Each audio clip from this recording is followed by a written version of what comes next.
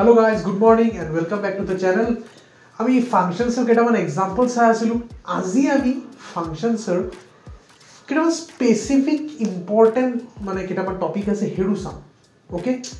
দুটা mainly important functions আছে হেতু আমাৰ ক্লিয়াৰ কৰিব লাগিব বিকজ এই টপিকবোৰ সব জায়গাত কামত আহে and these are the building blocks ক'ব পাৰা okay so let's begin so দুটো ৰকমৰ ফাংশনস আছে এটা হল ওয়ান ওয়ান ফাংশন আৰু এটা হল অন টু ফাংশন দুটা কি হয় কেনেকে হয় কি হয় সব ডিটেইলস ইয়াত বুজাম ওকে সো ভালকে সোয়া আমি ওয়ান ওয়ান দি স্টার্ট কৰো মনত ৰাখিবা ওয়ান ওয়ান ফাংশনক আমি ইনজেক্টিভ বুলিও কও কেতিয়াবা ওকে আচ্ছা ইয়াত এই কথাটো মনত ৰাখিবা যে ইউনিক প্ৰি ইমেজ থাকে প্ৰি ইমেজ মানে যদি এটা ফাংশন এনেকে থাকে x to y এই প্ৰথম সেটটো মানে ডোমেইনৰ এলিমেন্টস বিলাক আমি প্ৰি ইমেজ বুলি কও ওকে ক্লিয়াৰ আচ্ছা ইয়াৰ কনসেপ্ট হল এনেকুৱা f of x1 is equals to f of x2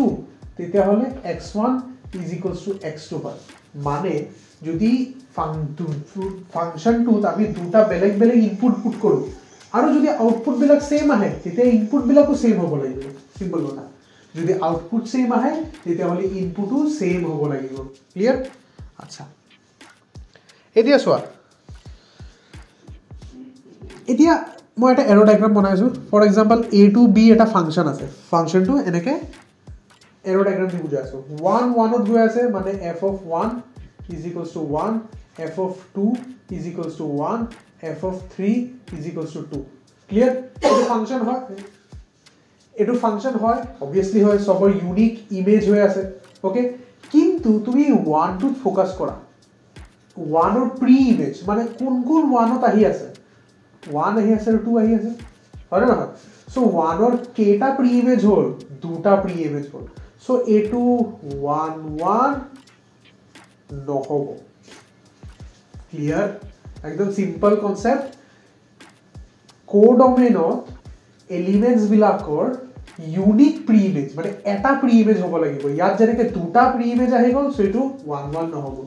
এই কথাটোৱে এটো বুজাই আছে আৰু এটো বুজাই আছে সব কথা সেম কিন্তু ওকে আচ্ছা এটা ডায়াগ্রামেটিক্যালি অলপ বুজিবলৈ চেষ্টা কৰো ফৰ এক্সাম্পল এটো এটা ফাংশনৰ ডায়াগ্ৰাম ঠিক আছে তুমি বুজিবা কেনেকৈ যে এটো 1 1 হ'ব না তুমি কি কৰা হৰাইজন্টালি প্যাৰালেল টু দা x axis এনেকা লাইন এটা আমি এনেকে হৰাইজন্টাল লাইন সাকিম গ্ৰাফটো ঠিক আছে তুমি প্ৰথম লাইনটো দুটা পয়েন্টত ইন্টাৰসেক্ট কৰে সেকেন্ড লাইনটো দুটা পয়েন্টত ইন্টাৰসেক্ট কৰে থাৰ্ড লাইনটো দুটা পয়েন্টত ইন্টাৰসেক্ট কৰে লাস্ট লাইনটো কোনো পয়েন্টতে ইন্টাৰসেক্ট কৰা নাই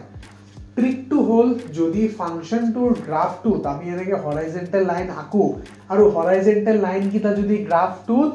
more 2 or more than 2 পয়েন্টত ইন্টাৰসেক্ট কৰে তেতিয়া হলে এটো 1 1 নহয় একদম সিম্পল কথা আকো কৈ আছো 1 1 হ'ব কাৰণে আমি যেনুকা মৰ্জি হৰাইজন্টাল লাইন আকো কিন্তু এটো এটা পয়েন্টতে কাট কৰিব লাগিব সেকেন্ড এক্সাম্পলটো চোৱা তুমি ইয়াত কৰা সব জায়গাত এটা পয়েন্টতে ইন্টাৰসেক্ট কৰিছে সো দিস ফাংশন ইজ 1 1 বুজি পালা এতিয়া আমি অন টু যাব সো অন টু আমি কেতিয়াবা সাবজেক্টিভ বুলিও কও ওকে এন্ড ইয়াৰ মেইন কনসেপ্টটো হল every element of the codomain must have a pre image মানে জি মৰ্জি এলিমেন্ট থাকো কোডোমেইনৰ সেকেন্ড সেটটো ঠিক আছে তাৰ কৰেসপন্ডিং এটা প্ৰি ইমেজ থাকিব লাগিব বৰ্তমান এই এক্সাম্পলটো চাও so 1 is connected to 1 2 is connected to 2 but ডোমেইনৰ কোনো এলিমেন্ট 3 কানেক্ট হৈছে হোৱা নাই তাৰ মানে কি 3 ৰ কোনো প্ৰি ইমেজ আছে নাই সো যেহেতু 3 ৰ কোনো প্ৰি ইমেজ নাই এই ফাংশনটো অন টু নহয় বুজি পালা